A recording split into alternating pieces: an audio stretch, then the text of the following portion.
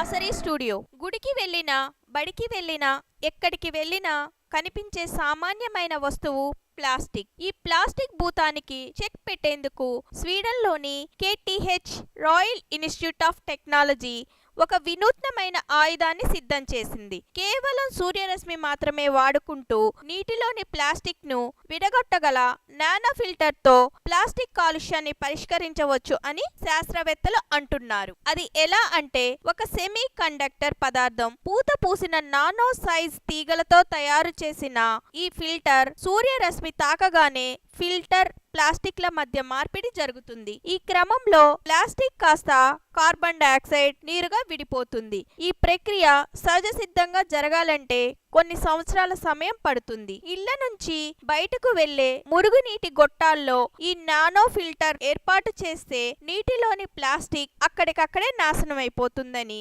తద్వారా కాలుష్యాన్ని గణనీయంగా తగ్గించవచ్చని శాస్త్రవేత్తలు తెలుపుతున్నారు. Thanks for watching this video. For more interesting topics, please subscribe our channel.